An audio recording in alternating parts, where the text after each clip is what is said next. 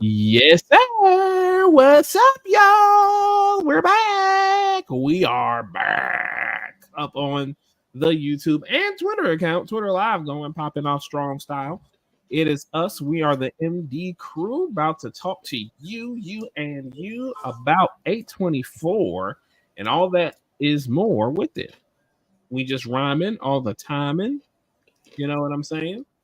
And more importantly, I am here to allegedly do what I do best. We're actually here to do what we do best. Scam. So, ready to go ahead and get into it because before we get into it, that's an oxymoron. Didn't you know I do it? We got a couple of things: house cleaning, house grooming, house catching upping to do. We are Twitch affiliated now. So if you have not followed us or subscribed to us on Twitch, it would be very appreciated if you did. We got Tekken 8 viewer battles and just general Tekken 8 streams. We got the Fortnite streams. We got the Call of Duty streams that hopefully we can do longer if these people stop being scared and want to play Warzone with the squad. You know what I'm saying? And we got some other stuff coming up in the future. Jackbox, Mario Kart, the whole kit and or caboodle. And we might even get some Mario Party in. Who knows? This month, we got the A24 month. We're going to be talking about that. We're going to be expounding on that throughout this stream to give some better context to it. As well as, what is today? Today is the 4th. So on the 8th, which I believe is a somebody help me out on when the 8th is. It's a Saturday? No. Saturday. Is it Saturday? Yes. No, it's Friday. The 8th is a Friday. Friday. So this Friday, the long awaited cult classics from the bros, Aaron and Mike. Some might even say their love. You're not allowed to use my name. You're not allowed to use my name. Some might even say they're Lovecraftian boys from a while ago. They're going to be talking about. They're going to be talking. They're going to be talking about the love. They're going to be talking about their love. Girl, get it out. They're going to be talking about their love. How about just stop? Just stop. Just stop.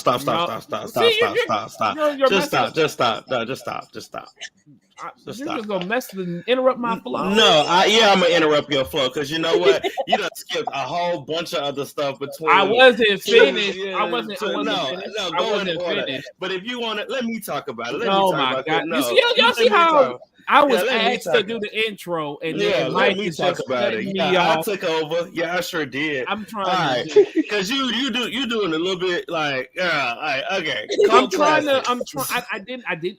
I know it from memory, but I'm just trying to pull from memory. I didn't have it explicit. I only had about 3 more things. That's why I said I'll just take over and talk about it.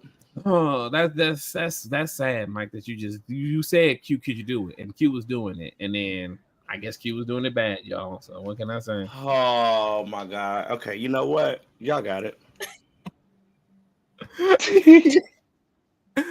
We got the cult classics with Mike and Aaron coming up. They're gonna be talking about Eyes Wide Shut, as well as Shogun. And what else did you and Mike are talking about on the upcoming What's the Tea? I know it's 2 things. I know Shogun is one of them. And what's the second one? And I don't want to just irresponsibly scroll through the chat. Why do y'all be giving me such a hard time about trying to get the promo? But before any of that on Friday, interviews that we did with the good bro Spider Dabrowski. If y'all don't know him, that was gonna be the last. I was gonna save the best for last. I was gonna save the best for last. I mean, granted, I get what you're saying, but I just would have, chronological order of the weeks of the week ahead of MD, Chronological order. Yes, dab it out, please. Dab it out. I'm trying to disappear. Don't disappear.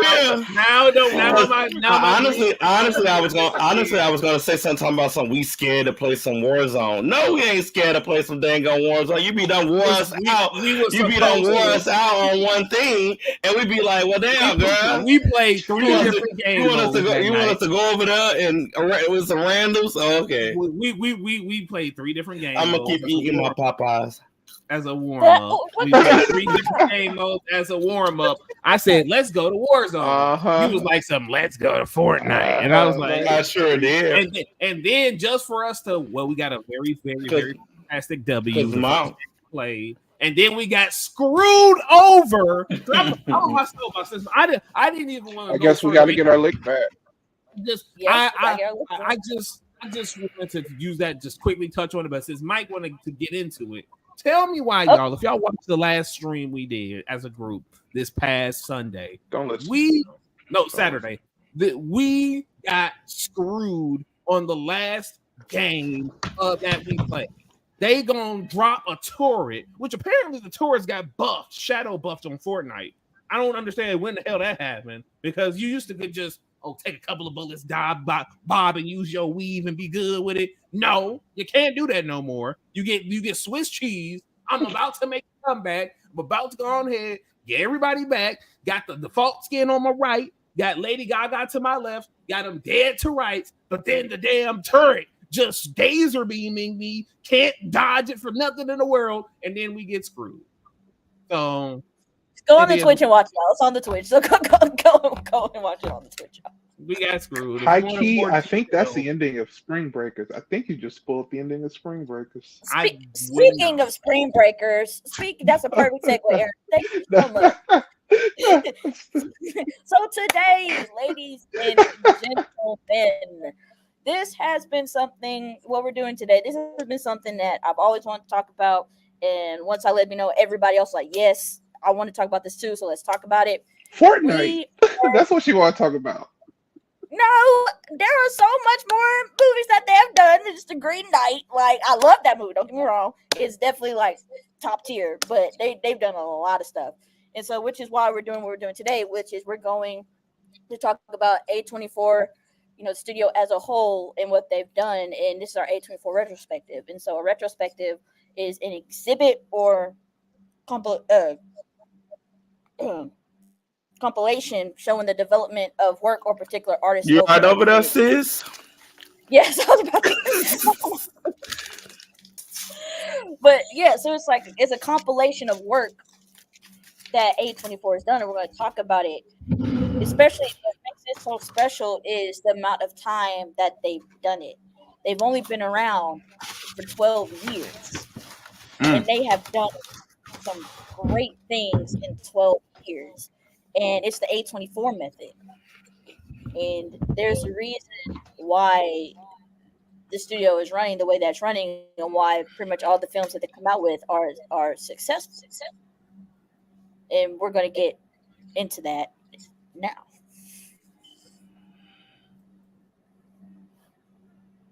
Yes, indeed. I guess. I suppose. You guess. I suppose. I mean, A24 it's cool or whatever, They probably the only thing in the film, to its rightful stuff, but it's cool. Wait, what'd you say? It's doing what it's supposed to do because all these other companies are just looking for tent poles and Silicon Hollywood, is what it is. And what's incredible about it's an independent studio. Like it's not like it's not like a studio that we think of Warner Brothers, Universal, Disney. Like it's not them. They're fully independent, and they're coming out with some great material because number one, they give their directors creative control. Mm-hmm. I think that's my favorite thing about what they do is you're allowing the directors and the writers and the creative team to fully take full control of what they want to bring to life. You don't put them in a box. You don't hold them. You don't incorporate them. You don't do any of that. You literally say, okay, we believe in you. Create what you want. We're going to back you 100%, and we're going to let you create. And I think that's what I've loved about A24 is them just giving the directors and writers and the creative teams the full fledged to do whatever they want. That is in reasoning, and bring it to life. That's like my favorite thing about them. Mm-hmm. Well said. Learning about them and from our homework that we looked at and everything and research, them starting off by buying little independent movies and little independent things and creating them and funding them and buying it and then distributing it. I think that was cool because it was telling me that you were giving those people who are creatives an opportunity to showcase themselves, or you believed in what their work was to showcase it and you backed them. So I think that's what's really cool because they're actually giving newbies a chance to put themselves out there. And then looking at it, a lot of these people that started with A24 have made great movies there and beyond. So it has either helped them to put themselves out there and then being able to create more. I do like the fact that they were scouting at these film festivals. I think that was my favorite thing as well. Out looking at these films and giving these films an opportunity to be seen by everybody. And not just at film festivals, because majority of movies at film festivals do not make it to distribution. Mm-hmm. Because you can tell. See, it's interesting because you could tell an A24 movie now. Like you can now the tone. Like you look at a trailer, oh yeah, that's an A24 movie. Like in a good way. Like it's not a bad way. It's like, oh yeah, that's A24 movie. Because when they first started, they were getting those films that nobody was really thinking about. Like going back to what Aaron was saying with Spring Breakers, that was the first movie that they bought, and it was what people weren't expecting because it was like these Disney starlets that we thought about. Selena Gomez, Vanessa Hudgens, Ashley Vincent, like all these people that we saw on our screens and ABC Family and Disney, and we're like, they're in this ratchet movie about these girls on spring break in Florida, and James Franco's playing this Riff Raff character. Like, what is going on here? Like, it was a weird movie, but it started the foundation of what an A24 film was. It gave the director, the writer, the freedom to make this movie and promote it and market it how they wanted to. And because of how successful the marketing campaign was, the film became popular. And if you think about it, it's kind of a cult classic today. It's just. I think we did. I think that is on the list, though. Let me look. So. I think we put that on the list for cult classics. Hold on. If not, it should be. I know. I think we did. I think we did put it on the list. If I'm not mistaken, I'm sure. I feel like it's on the list. But yeah. Mind you, when we watch it, it's gonna be my first time seeing that movie. Oh, you're gonna be looking like, what? Oh, you gonna love it. Yeah, so you gonna love it. If you like Euphoria, you're gonna love this. Yeah, we put Spring Breakers. Yes, we did put it on the list. Let's go. And it just each one just kept pushing the boundary. Mm-hmm. Yeah. And that's what they do. They push the boundary of independent film. Mm-hmm. And that's what makes it so special and why they're so highly respected in the independent film world, because they're taking chances. And one thing that I respect them for is during the writer strike and the actor strike, they would give the actors and the writers what they wanted, which is why they got exemptions so they could film what they wanted. They could film their project because they gave the actors and the writers what they were asking for. So the guild was like, they actually care about film. We'll give you exemptions because you were giving us what we were asking you for. Right. So, that's the thing about them being who they are, because I don't think they have nothing to hide nor take away from anybody. They are building they built a foundation on helping and letting people be discovered, whether it's the writer, the director, the actor, the dang cinematographer, anybody that is a part of an A24 movie is being discovered by somebody. They are going to be able to do something after the fact, just because like it all goes down to that creative ability. Like any A24 movie that I've seen, it is something beautiful that I will watch 2 or 3 times over. Now the horror movies, they take it to another level. Chef kiss perfection. Like they make it makes you. It's a horror movie, but it's one of those. What's the word I'm looking for? Oh God. It make you have a whole newfound love, but it's like a deeper meaning to horror. Like it gives it this new take on horror. It doesn't. You're not. Granted, you're expecting the jump scares and everything like that, but how they craft horror movies, they make you think about it more. It tests your ability to understand, the motives and everything that is happening. You just gave me an idea. Thank you. You're welcome. What about you? Mind you, I still haven't seen.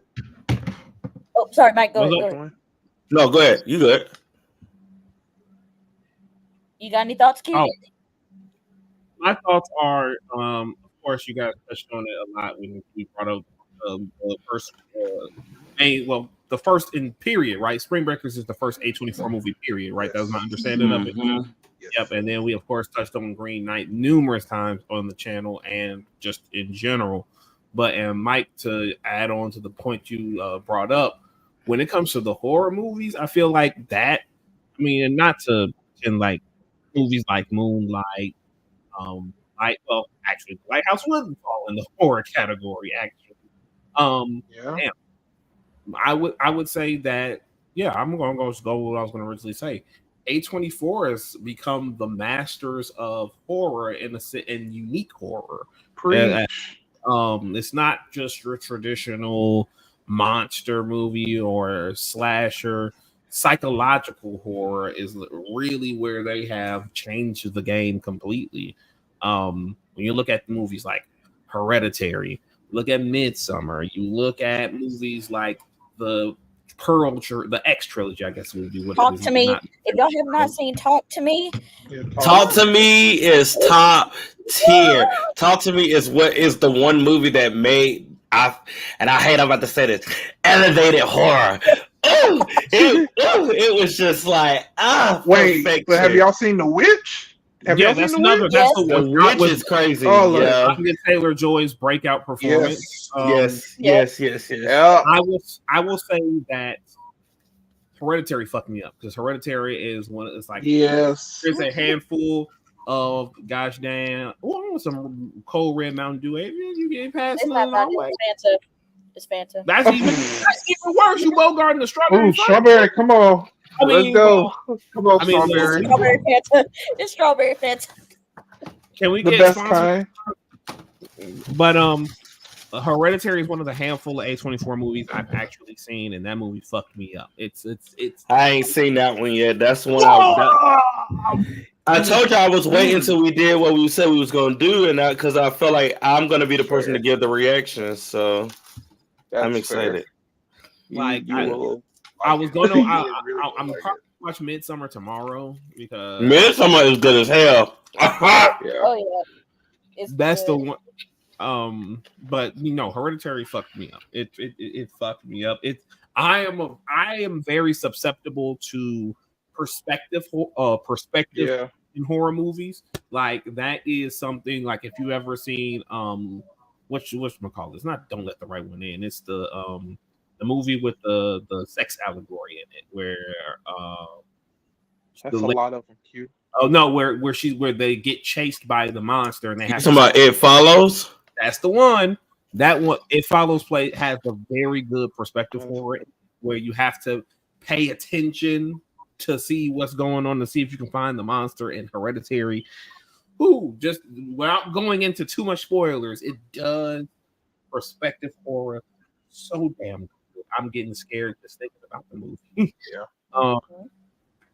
But yeah, that's for me, that's what I mean. I'm pretty sure I don't want to sell it short. Well, it's not selling A24 short because it's fantastic.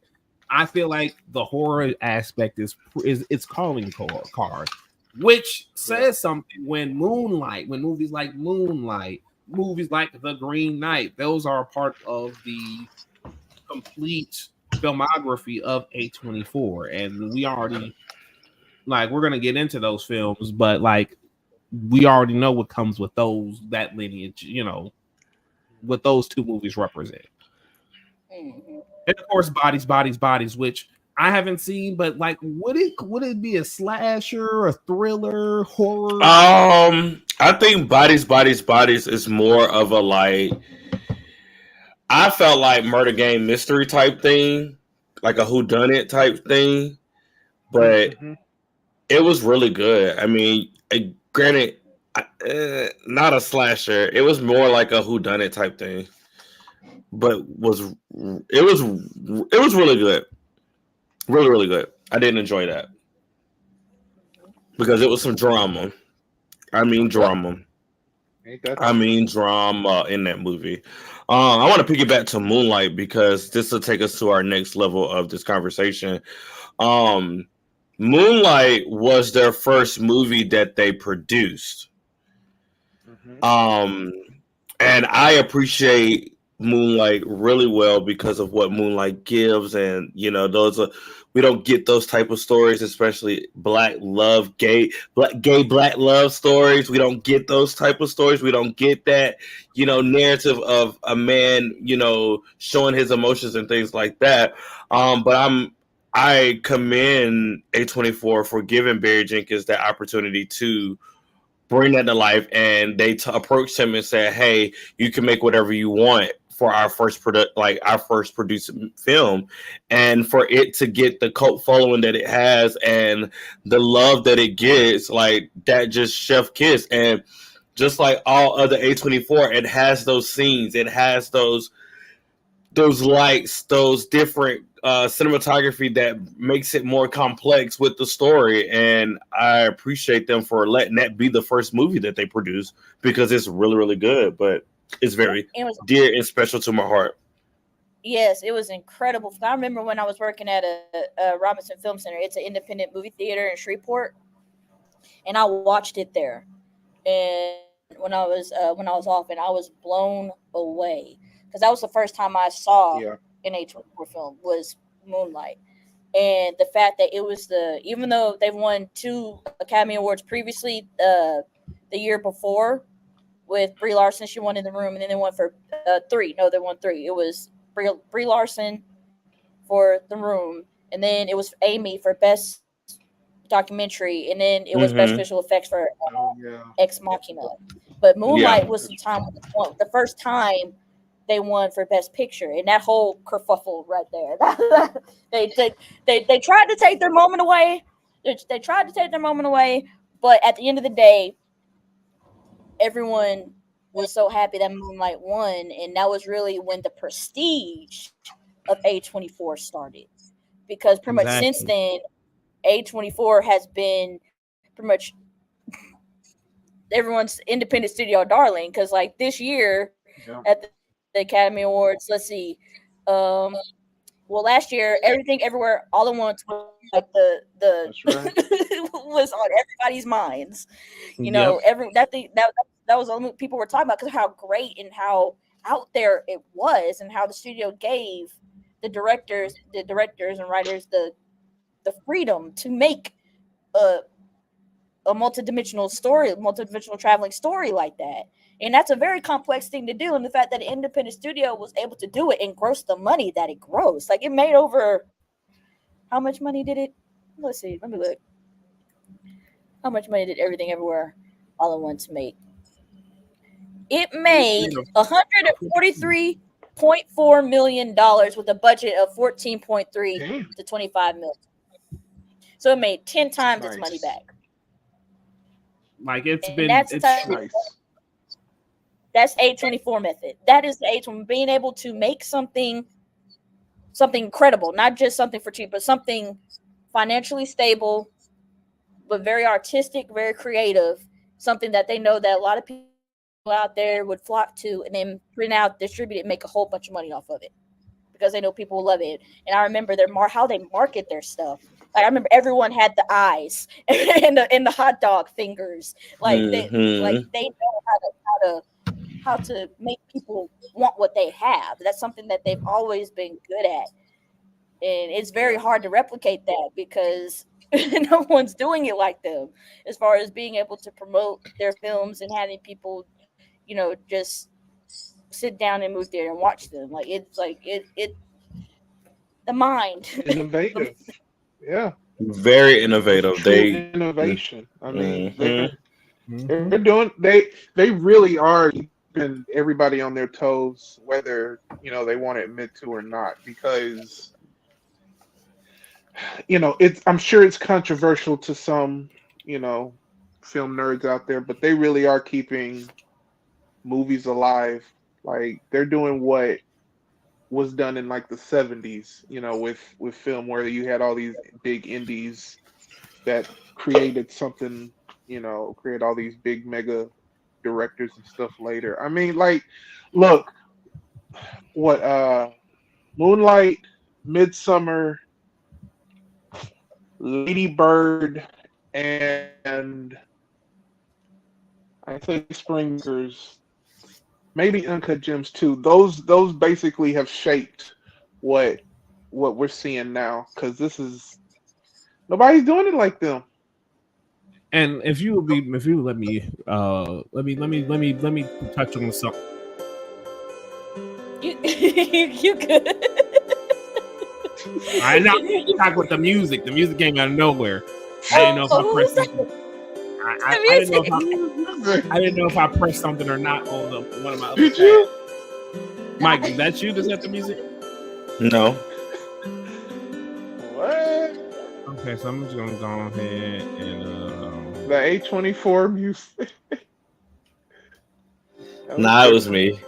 You should say no. You should stay with. But what I was gonna say, when it comes let's look at how many stars were created from A24 projects. I mentioned at the top that the Witch put Anya Taylor-Joy on the map. Let's talk about how Midsummer put Florence Pugh on the map. Let's talk about how with Moonlight put Javante Rhodes on the map. It sure did. Will always be my Green Lantern. No shade.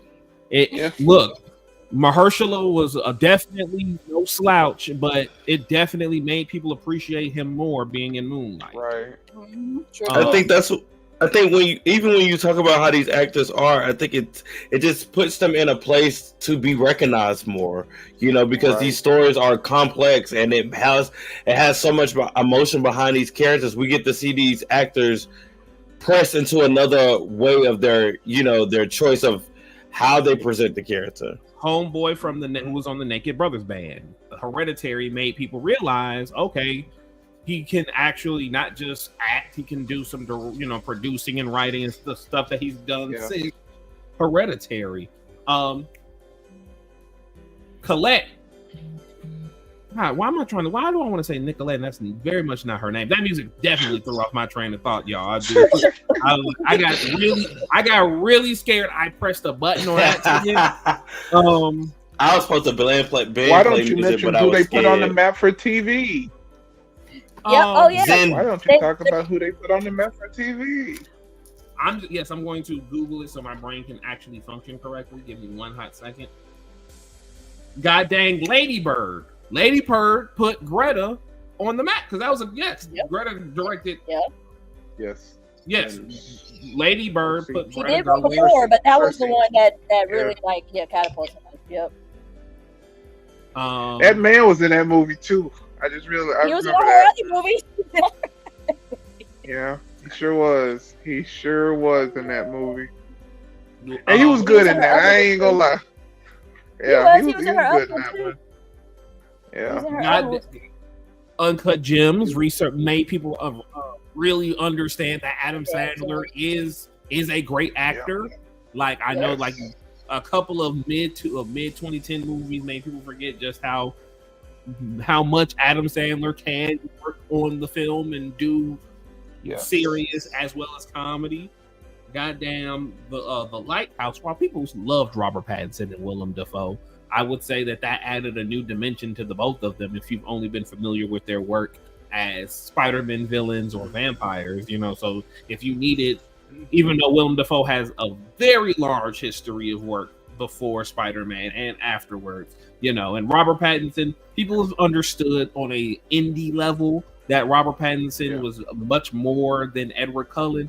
I would personally say that The Lighthouse is when people really started to pay attention retroactively to that work because of how he portrayed himself in the films.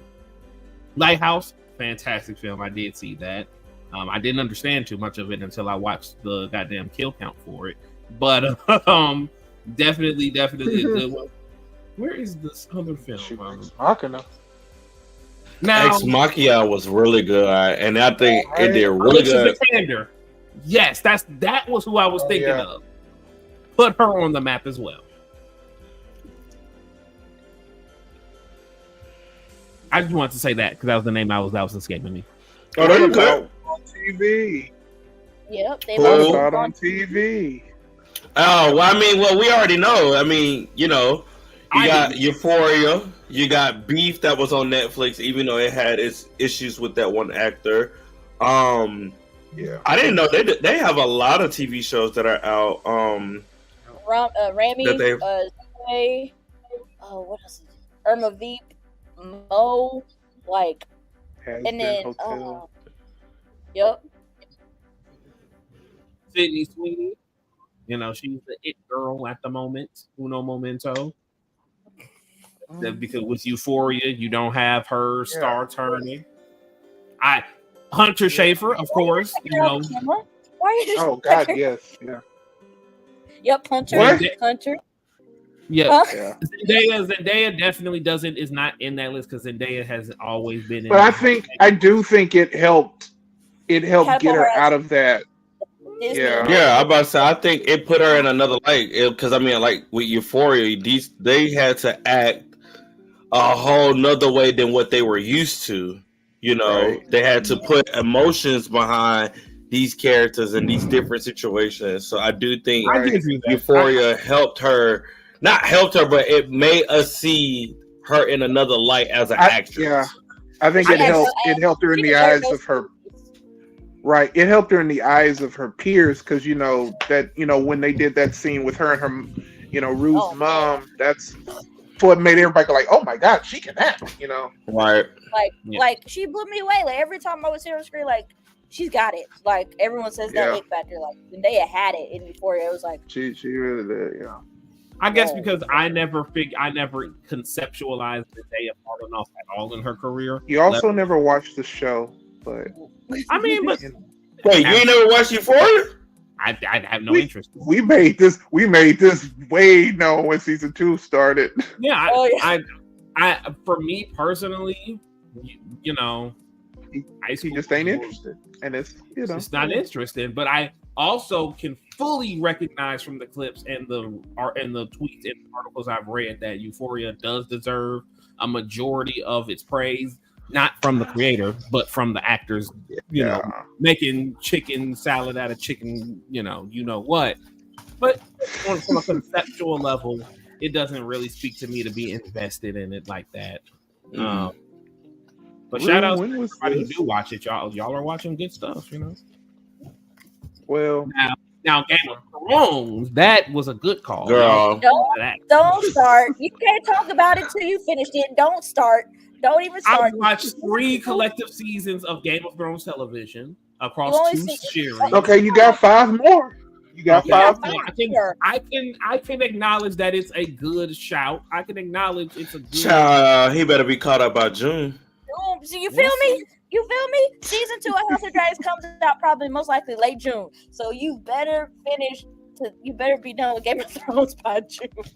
Y'all see how y'all threatening me?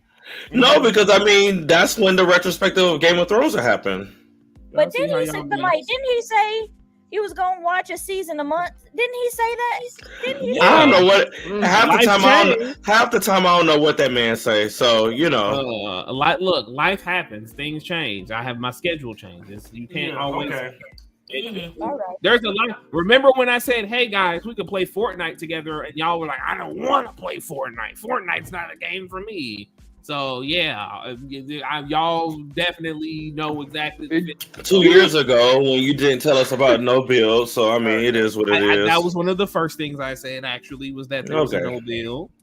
Right. But what's the next thing that you said? $500 for a PS5 at the time. Right. I said we could play it on the Switch because we all had Nintendo Switches, but y'all were like, "Ew, but you saw how you don't even like playing on the Switch."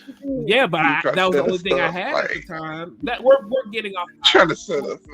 The point is, I say stuff, y'all say stuff, y'all be talking, we be talking, but A24 be walking like they talking because all they make is good stuff. All right, that was a good. I'll give you that. That was a good. That was a good segue. He ate that one thing. You ate that one thing.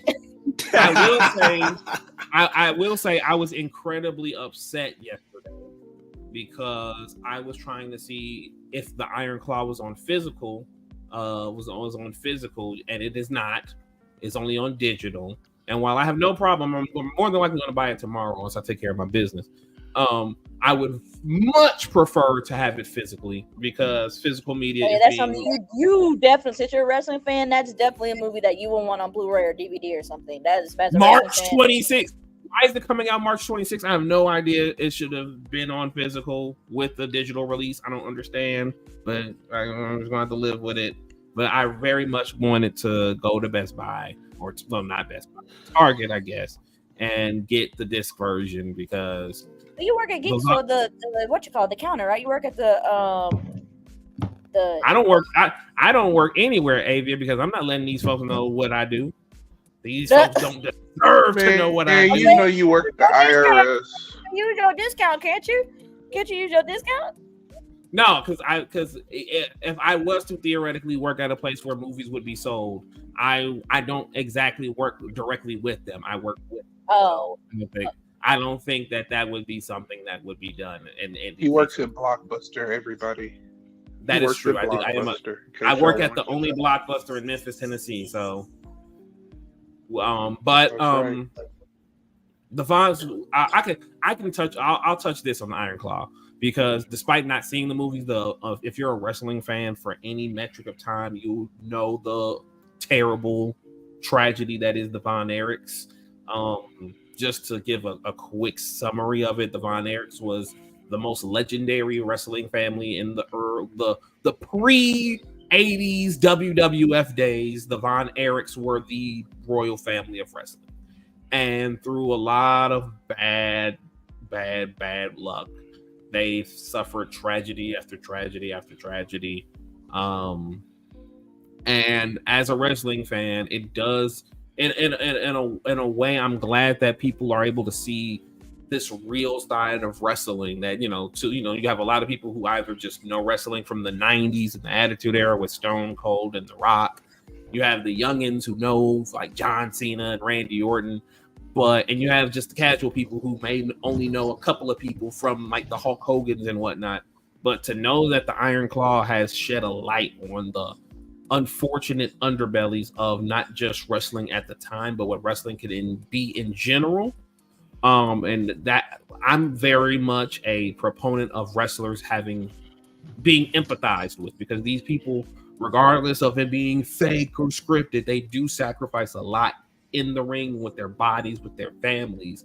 And that does need to be understood. And when you understand that, you can appreciate them as the human beings more. And then, I also feel like it's very timely because with the stuff with Vince McMahon coming out and all of the things that he's taken, all of the ways he's taken advantage of people who didn't deserve to be taken advantage of, this can like make people understand that, they're terrible people in the wrestling business. And and we need to be able to spot them so we can make sure that as fans and onlookers, we can make sure that they don't have that ability to hurt anyone else in the future.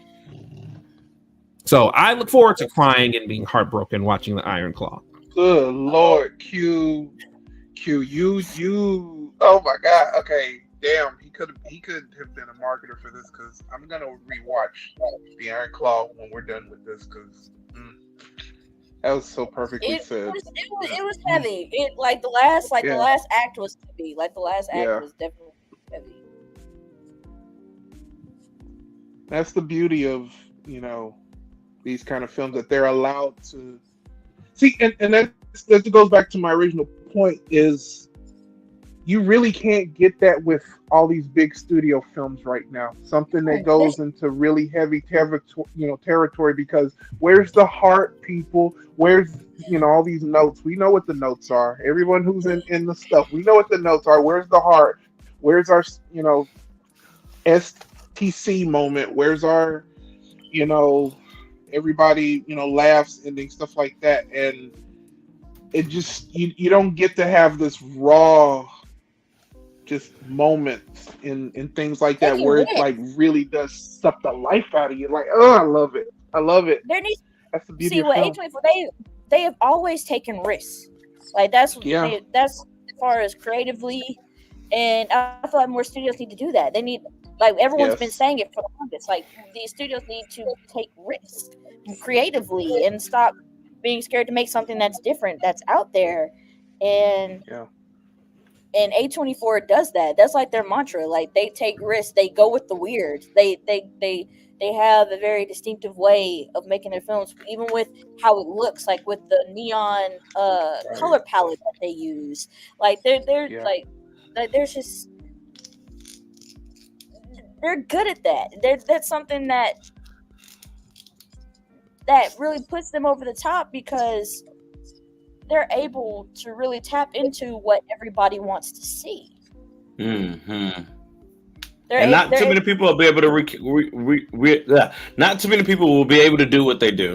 And if they do it'll be, if they try to do it, it's gonna look either overdone or it's gonna be less saturated or it's just not going to have, it's gonna feel like copy and paste. So I do appreciate that. Low key, nobody ain't trying to do nothing like them because that makes me excited for what they have in the future. It's a couple things that I want them to tap on more. Like I would love to see A24 produce more sci-fi movies. I would love to see them I would love to see them, even though I don't want it to be traditional superheroes and villains, but I would love to see them do something like Chronicle. Or like go into independent go into like the independent comic book era, like Image. Like if they had like is Image independent or? I think so. Q, are they independent? Is Image Comics, are they independent? I feel like they are, but then I feel like they're not. I feel like they are. Image, to be honest with, Image does a lot of license. Yeah, Image is not owned by Marvel or DC. They're not. They are an independent comic publisher. The thing about Image is that they do a lot of licensing. So it's like all of their stuff is like comics they publish. They are creator owned for the most part.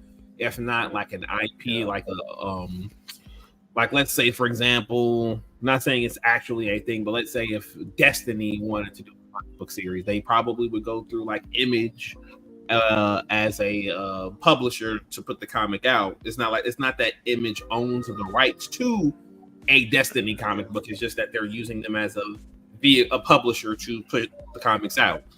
I would say this, it's weird, really, in a sense, when we talk about superhero aspects. Make A24 doing superhero movies, because I was reading something today. Wonder Woman, I hope I pronounced this correctly. The Hikatia. If you've ever seen the image of Wonder Woman's boot on Batman's head, it's the story that is attached to that cover. And that, without getting into any spoilers, it's a story that could lend itself from the A24 style of storytelling, in that it's a one shot. It's not meant to be a story that's continued or anything like that. And I think that's where we would have to, like, in a perfect world, the best way to do an A24 superhero movie is for Marvel and DC to let them do one shot, the black labels, as DC is. Or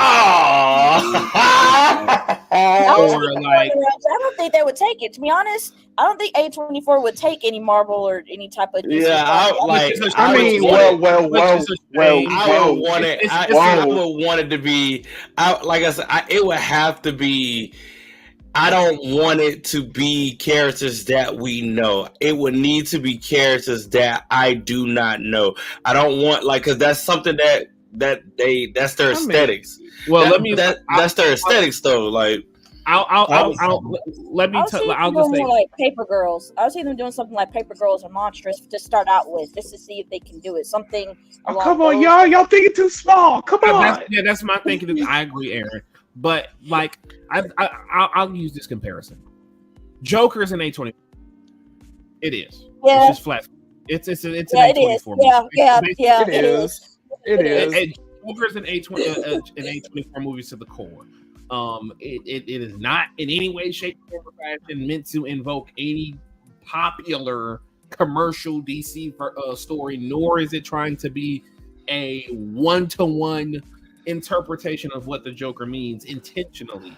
So, in my opinion, fantastic. Spawn would look good as an A24 film. I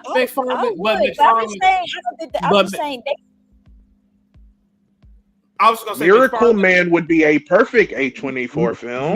McFarlane isn't going to let Spawn. I know. McFarlane wants Spawn to be action packed. He's not gonna make. Yeah. He's not going to let Spawn be an art film. And Alan Moore is just going to bitch and moan. He does not. No, Miracle Man moved to Marvel, so he doesn't have that say anymore. But he's still going to bitch and moan about it. Here's what I think. Get over it.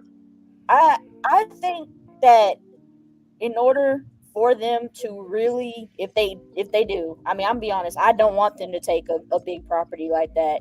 I'll be honest with you. I wouldn't, unless I had to see the trailer first or something, because it's just, it wouldn't ruin the integrity of the studio or anything. It wouldn't do that, but it's just like they like it would have to be very, I won't say obscure, but it would definitely, like Mike said, it would have to be characters that we would not think about. It would definitely have to be characters we don't think about. So it needs to be a character study of some comic book characters or some sort of superhero-like characters that nobody is thinking about, either original or pre-established. If they're pre-established, it's got to be something we've never seen before, like maybe a space opera that's a character study of what good versus evil is, and nature versus nurture, or something like that. If you could do it for maybe a $20 million budget, they probably would go for that. It's like you have to be able. Well, remember, they're looking for big IP stuff now. Yeah, they said it's like they're trying to get up there, but they're still independent, so they can't, like, the budget can only go to a certain amount. So there are only certain things you could do with that budget. And I feel like Q said, the Joker was an A24 movie to the core, like from cinematography to the just to how the overall film, the art house look, the 70s art house look of it, like everything about it. He was right. And if they could go for stuff like that at first and then maybe build out.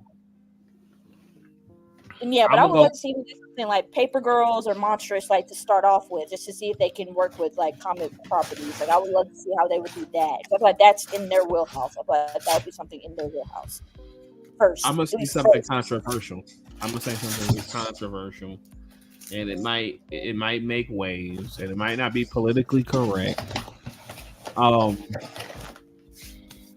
Daredevil should be an A24 movie. I think Daredevil would make a fantastic A24 movie. No, I 100% agree. No, he's right. He's right. I see that. Like, because I think the Punisher should be too. Because I feel like the budget wouldn't be that big. You can make a Daredevil movie for about 20 million, maybe 20 to 35 million. You can make a Daredevil movie with that. And there's not a lot of special effects because he doesn't have superpowers. The only super he might be is his vision, so that when he's using his vision or something, he can, some of that. But that's it. It's just gonna be him parkouring off the walls using his fighting batons. Like, that's like That's it, and that's something that you definitely could do with the A24 film. I also think another. Honestly, there's a whole lot of things you can do. With There are three characters that just came to me in my mind that I feel would be great A24 films. I'll say this. Powerpuff Girls. I don't think I disagree with the Punisher because I think back to this interview.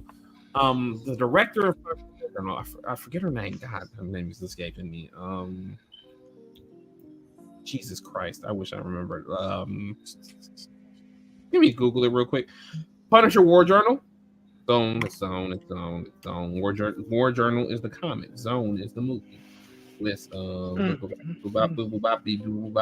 Lexi Alexander.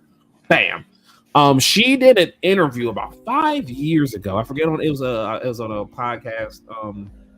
And she was talking about how if she was to do a Punisher movie, if the Punisher movie was to be made now, it would be kind of hard to justify it, like with Frank. And she did mention like a cool idea of like a Black Punisher to kind of make the actions more palatable.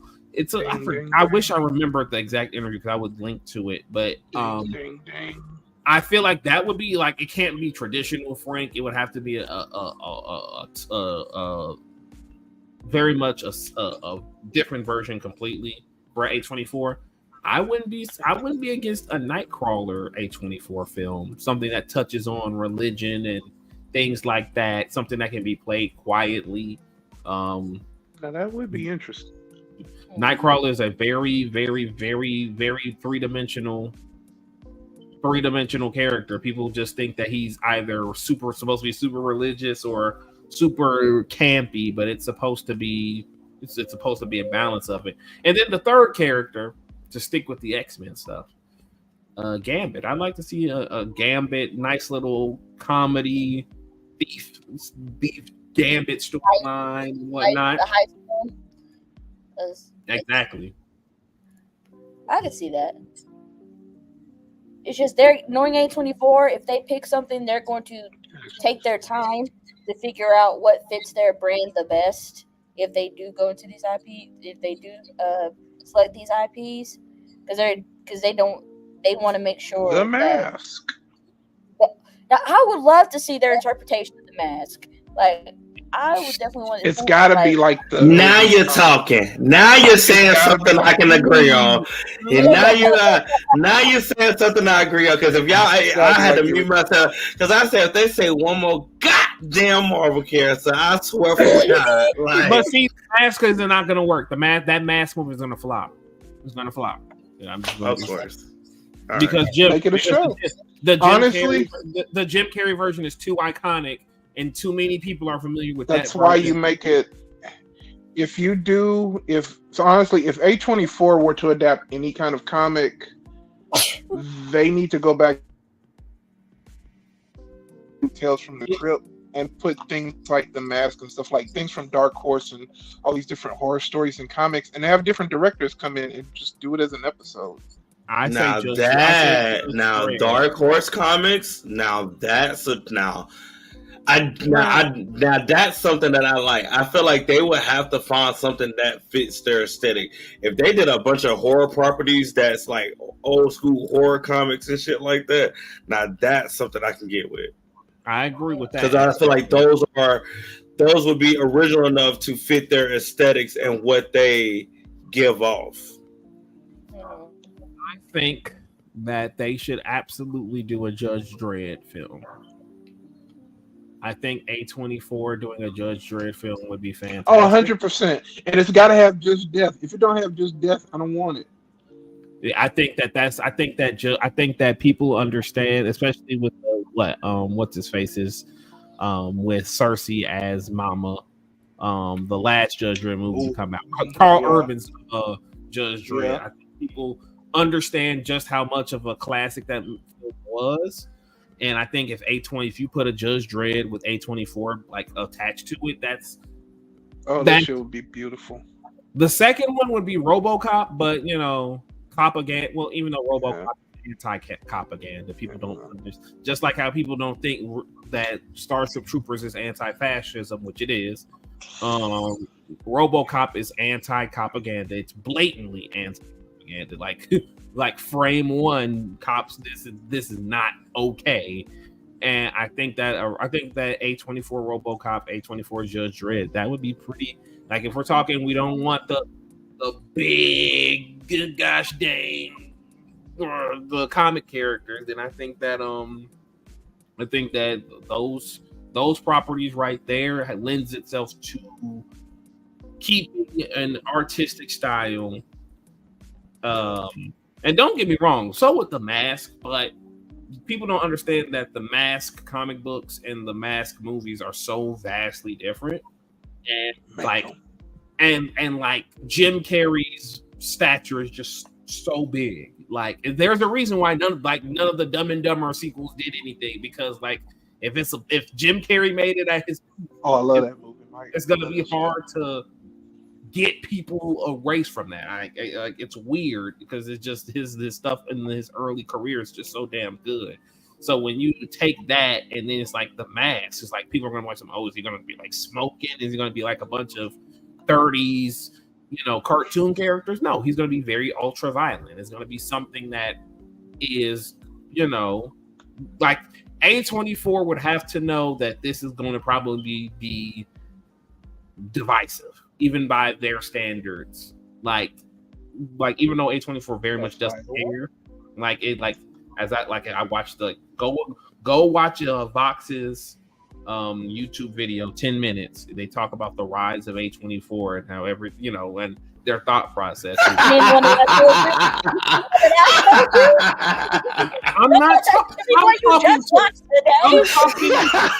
talking to the audience, Mike and Avia. I'm talking to the audience. Now he putting out your homework assignment. So I can't tell the audience to do the same homework I did. That is so funny to me. I'm supposed to know selling? Avia already mentioned it earlier in the stream. She said, "Hey, I did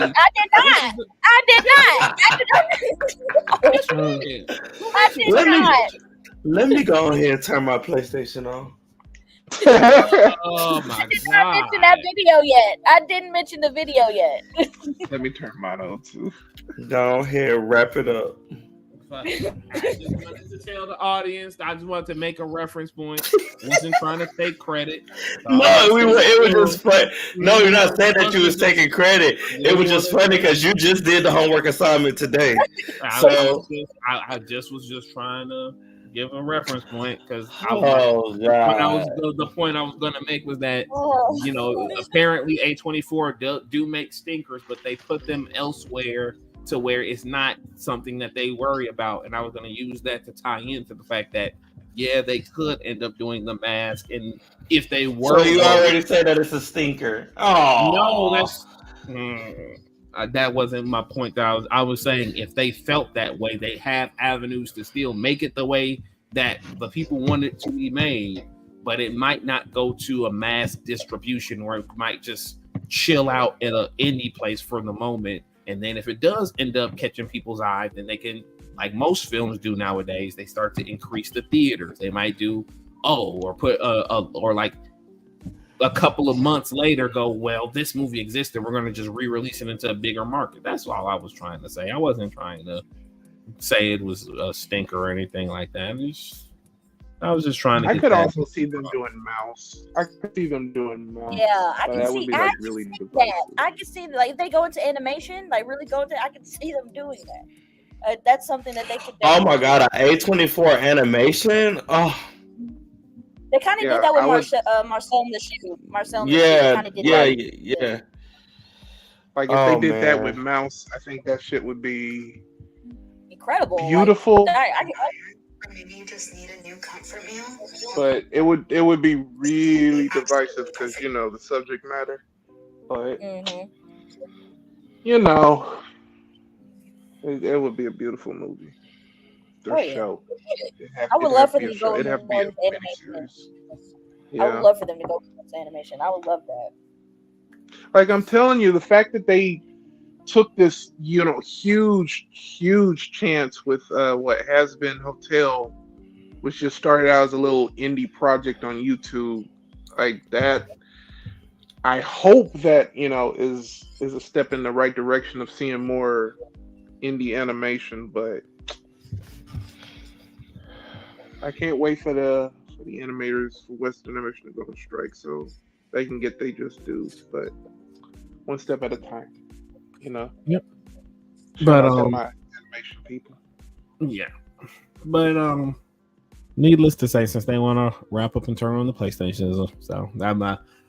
Final thoughts. I mean, my final thoughts are, even with the small sample size I've seen from A24, the sample size has been enough for me to go, yeah, the general praise is worthy of what people give it. I feel like it's like if you've only eaten a very juicy steak about 2 or 3 times, you can understand why people will keep going back to that steak, because it has. So I look forward to increasing my palate and everything, and I also increase on my friend saying that my taste sucks currently until I upgrade it. Perfectly said. Michael, final thoughts. Check out Code Classes premiered on Friday. We'll be talking about Eyes Wide Shut with the good sis Avia. It's going to be a great time, and we have more Code Classes that we're going to be talking about. So yeah, our plan is to have that every Friday for you. Sometimes they might be pre-recorded, and sometimes they might be live. So just check that Twitter page and subscribe to this YouTube channel, and don't forget to subscribe to our Twitch. Yes. Yeah. Period. Aaron, final thoughts. Well, this was a wonderful episode, and I hate that we couldn't get Austin Butler on this one, even though he really wanted to be here. Maybe next time. So keep looking out for that, guys. And now, best for last, Miss Good Sis, the Judge, Avia Knighton. Final thoughts. My final thoughts are A24, like we've been saying pretty much this whole episode, they're doing things that no other studio is doing. They're picking wise. Of course, they, like you were saying, they have stinkers, but for the most part, their trust in the filmmakers that they hired to create this beautiful art, it pays off. And that's why we're here talking about the payoff and all the work that they've done. And indie film should be recognized. And A24, when you think of indie film, current independent film, A24 is it. Like they are top tier when it comes to releasing independent film content, and they can only get better from here. Like, and we're gonna keep supporting them, and I'm excited for what they got next. And as far as what we have coming next, tomorrow, like I said earlier in the episode, we interviewed our good bro Spider Dabrowski for the second time. He's an amazing filmmaker, writer, director from Cali. He's amazing, and that episode is dropping tomorrow, so tune in for that.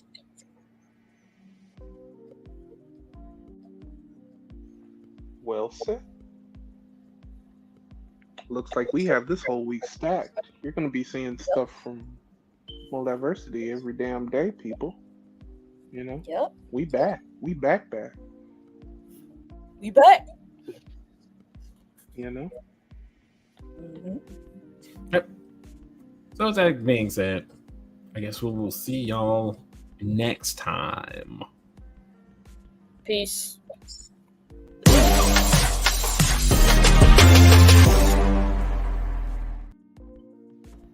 Great